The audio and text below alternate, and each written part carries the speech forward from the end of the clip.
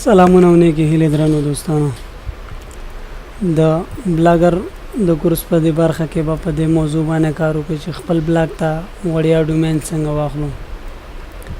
مختلف ویب سایټونه دي چې هغوی په ټیټه سطح یا متوسطه سطح ډومین تاسو ته په وړیا ډول درکوي چې د هغې له جملې نه یو هم د فرینوم په نوم یو ویب سایټ دی چې موږ راځو په ده کې یو وړیا ډومین د ځان دپاره اخلو. نو راځو فرینوم ته ساین ان کیږو، دا ویب سایټ اوپن کوو.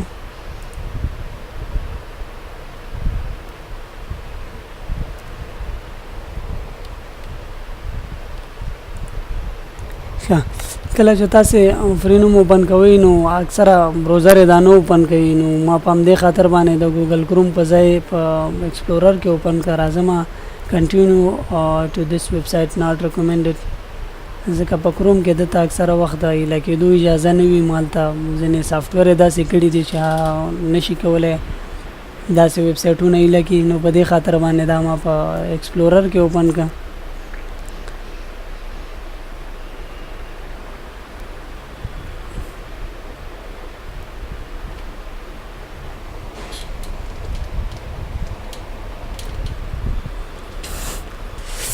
راځم ما مخکې تیار دغه اوپن د آی ډي ساین ان کېږم. دلته د ساین ان کېدو سره به دا اوپن شي.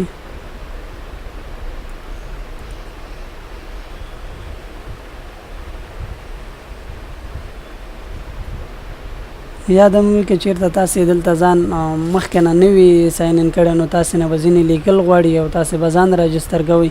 وروسته له هغې بیا تاسو کولی شئ دلته راشئ. او وروسته له دې نه چې موږ دا فرینوم ویب سایټ اوپن کړو راځو دلته سرویسز ته، او په سرویسز کې راځو فری ډومین ته رجسټر ا نیو ډومین، دې باندې کلیک کوو.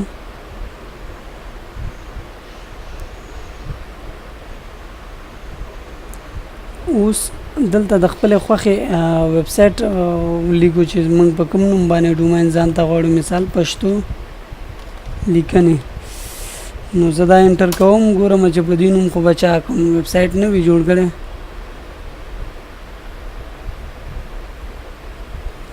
تاسې ګورئ دلته دا 5 قسمه ډومین چې دي دا بالکل فری دي، خو که چېرته دا نورو ډومین تاسې اخلئ د دې تاسې نه پیسې غواړي. دا ګورئ تاسې $28 او همداسې مختلف نور دغه دي چې تاسې هغه په پیسو اخیستلی شئ. نو زه دې کې وړیا یې غواړم، نو راځم یو دغه اولینی یې اخلم ګیټ اټ نو. اوس راځم چیک آوټ ته. په چیک آوټ کې راځم دلته تاسې ګورئ 3 months فری دی، دا راځم 12 month فری کوم. که چېرته له دې نه زیات وغواړم نو بیا ما نه پیسې غواړي، په دې خاطر همدې 12 میاشتو د خاطر یې راجستر کوم.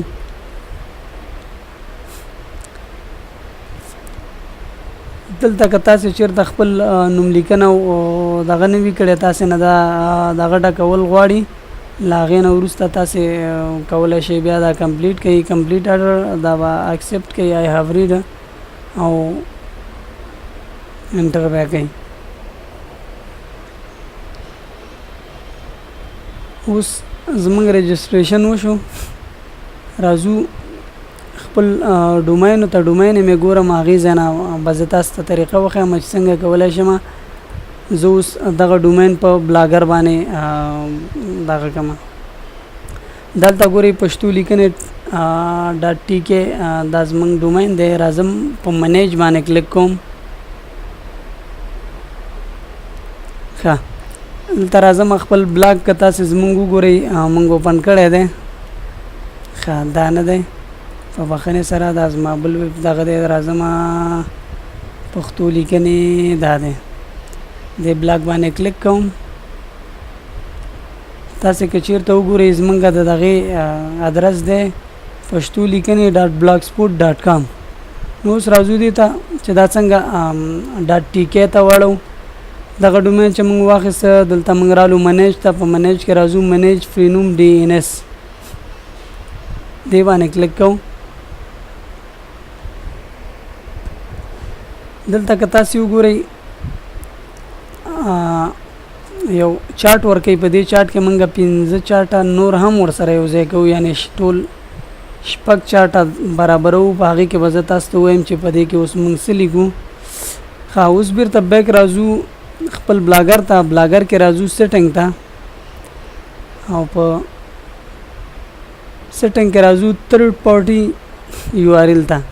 دلته خپل هغه د بلاګر یو آر ایل ورکو، خو ډبلیو ډبلیو تینا مخکې لیکو مونږه دغه چې واخیسته پښتو لیکنې ډاټ ټي کې او سیو هم به. تاسو ګورئ دلته مونږ یو وارننګ راکړه. په دغه وارننګ کې دغه لومړنی دغه یې اخلم، کاپي کوم او راځم دلته دا په دې ساحه کې پیسټ کوم. دا چې دی دا سی نیم کوو، دا بل هم سی نیم کوو. اوس راځو دی درې نورو دغو ته دا راخلو، کاپي کوئ، په دلته پیسټ کوو او دا بل څلورم یې راخلو په بخښنې سره. دا رالو کاپي کوئ،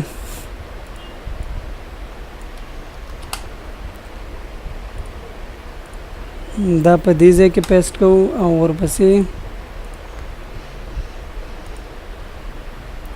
دا وروسته یې هم راخلو، دا دلته پیسټ کوو. په دې پسې دا څلور خانې چې دي دلته یو کوډ دی چې ډي ان ایس کوډ دی، د دغې هغه راخلو پیسټ کوو. ما تیار دلته لیکلی دی، تاسو یې کولی شئ له ډسکرپشن نه واخلئ. دا دی، دا به تاسې کاپي کوئ او راوشئ دلته، دا به پیسټ کوئ.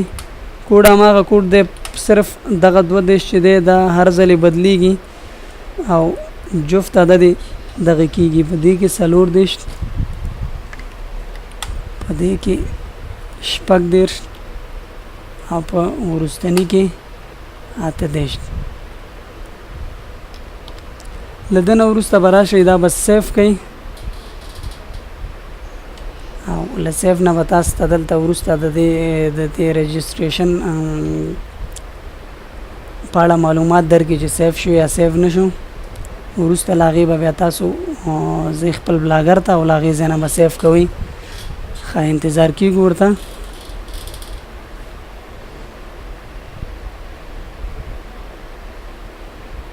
تاسې ګورئ زموږ ټول ریکارډونه چې دي دا په بریالۍ توګه سرته ورسېدل. اوس راځو دلته په دې باندې سیو ووهو.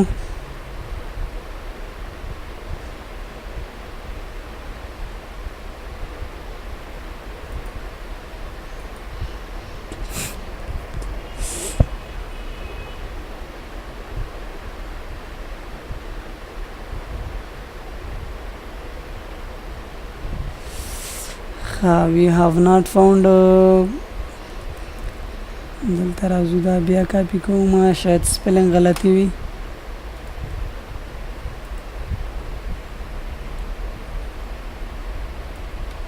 دا دلته پیسټ کوم، سیف.